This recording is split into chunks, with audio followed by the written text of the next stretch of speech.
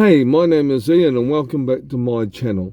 And this is my series, My Take, where I offer my own opinion, or perhaps an opinion you've never heard, about events here in New Zealand and throughout the world.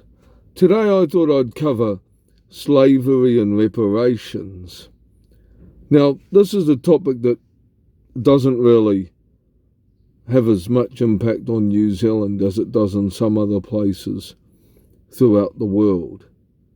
But I thought I'd offer my opinion on it anyway. Now, for the last few years, there's been a debate, primarily in America, about whether Britain should pay reparations to, say, descendants of slaves. Now, that brings up a few questions here. How many descendants of slaves actually still live in America? Are those people who are descendants well off? What about the families of the white people who may have owned the slaves? What if they're now poor and destitute? I mean, what do you do then? What about like the debate about Ireland with its, some of them were indentured, some of them were tricked into indentured servitude and basically had their contracts ripped up, so they were slaves. At the end of the day, they were just, forced the same as what they were forced the same as what the Africans were. So I'll try and cover some of that, plus some of the other slave trades in the world that, are somewhat recognised, and should those offending nations also give reparations. Now, everybody knows about the transatlantic slave trade. I mean, most people, regardless of what country you're in, know about the white Englishmen who took the West Africans over to America, and they were treated pretty badly, most of them. However, there are a few that were successful. There were even some black people who owned slaves themselves. But anyway, my thing is, how do you make England give reparations? And how do you know, like I said, who's a descendant of a slave? Because what if someone, maybe a successful person in the NBA or a movie star or something is a descendant of a slave? Well, they're well off. What possible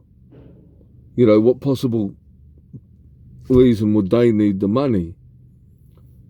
So I mean, how do we fix this issue? Or do we just do what a couple of the governors have, I think, suggested in American states, and they just want to give a lump sum payment to each black person, which, okay, is fine in theory, but as I said, probably the majority of black people who now live in America immigrated to America after slavery was abolished.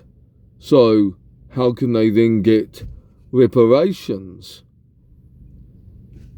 I mean, how do they get given reparations? I mean, tell me, because I would like to know. And, there's other things, like I said, the debate about the Irish with their indentured servitude or slavery. Well, the truth behind that is 50-50. Some of the Irish, did sign indentured contracts, which essentially is voluntarily signing yourself into a form of slavery. It's essentially, but you're treated a little better when you're an indentured servant. But there were also Irish who were taken just against their will for a variety of reasons by the English, and they were also sent to America and treated as slaves. In fact, many of them were actually treated worse than the black slaves were, because you could get more money for selling a black slave in America. Not that that justifies, slavery in general. And what about looking at it from the other perspective? Should we also hold the African nations who willfully sold their fellow African down the road for slavery for a bit of money and a better life in Africa at the time?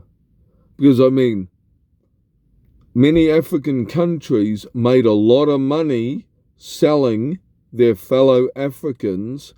In fact, slavery, once it was outlawed as a global thing, has actually caused a lot of damage to the Africans in general. Not that I'm condoning slavery, but they made quite a bit of money off selling, each other to someone else.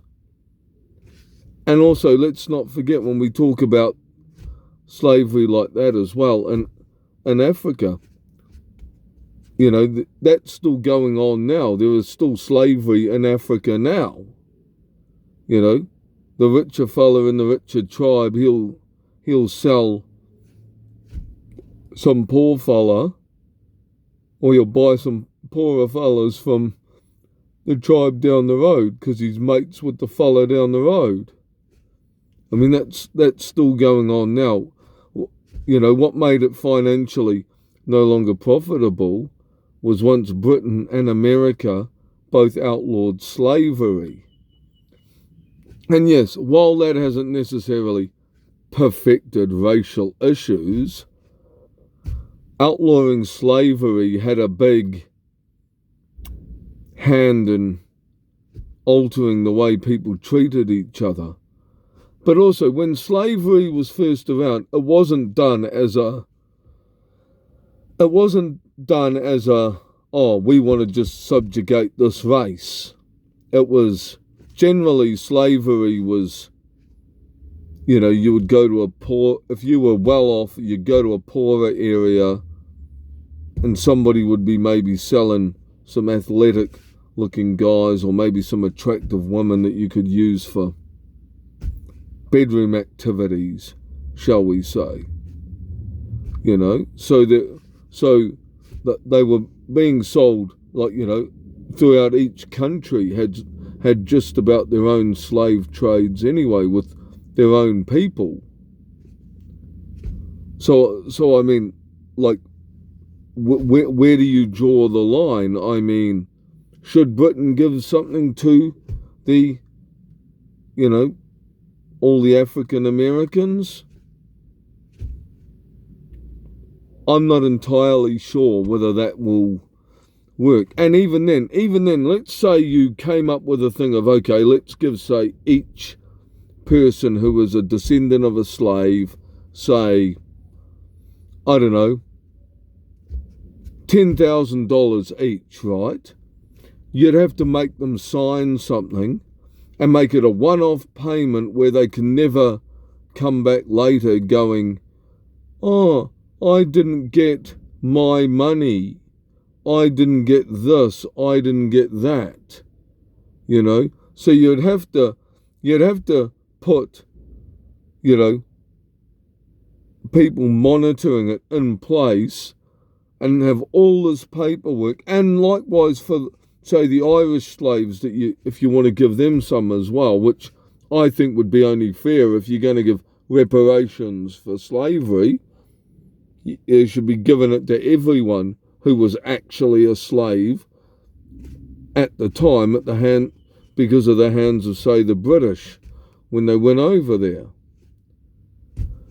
But yeah, it would be a logistical nightmare, to figure out. And even then, does, say, America hypothetically have the money to, say, pay all the people who are descendants of slaves in America. Like there's what? They make up what, about 17, 18, oh, what do they make up? 12% of the population. So they make up fractionally about 40 million people, right? Let's assume half of them, right, are descendants of slaves, right? So even if you gave them $10,000 each, 20 million, 20 million people, $10,000 each, that is a lot of money. That is a hell of a lot of money that, like, say the Brits would have to give, or the American government, whichever one you did it through, how, and then you've got to make sure that, like,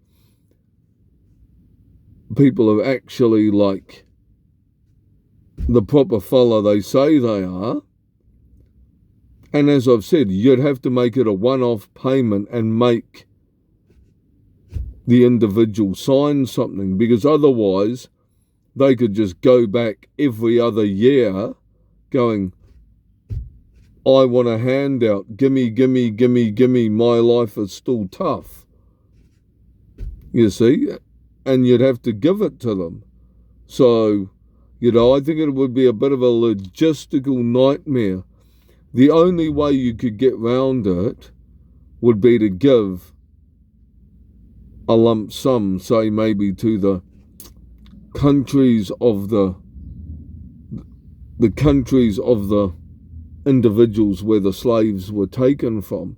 But there again, if that goes to a corrupt leader, there is plenty of corruption in some of those African nations where it's a bigger disparity than you get in most westernized countries, where you will have literally this many people who pretty much have all the wealth, and everybody else basically has butt kiss.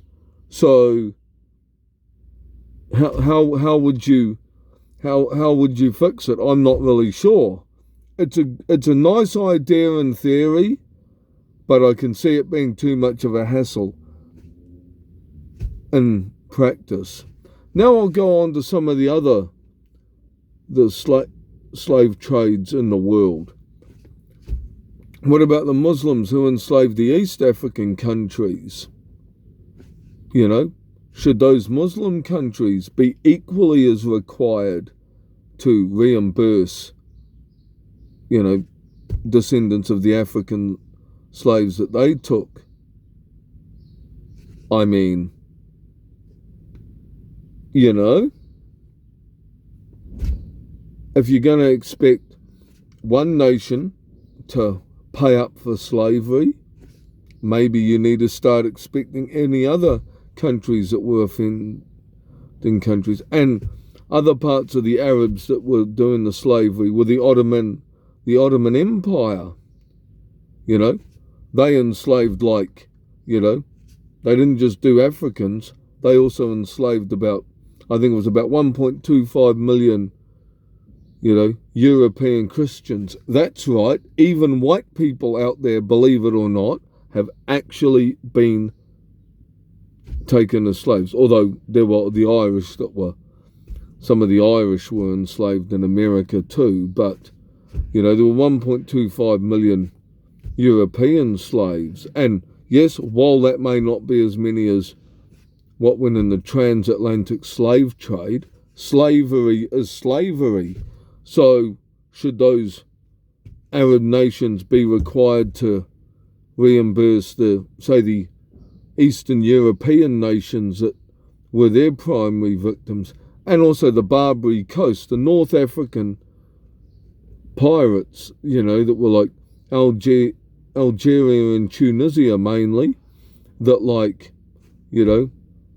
took European slaves from, like, Italy and Portugal, Spain, the British Isles, all the sort of British nations that sit along that coastline, that they could just grab slaves and just, leave pretty much straight away. Should, those countries be required to, give some money for slavery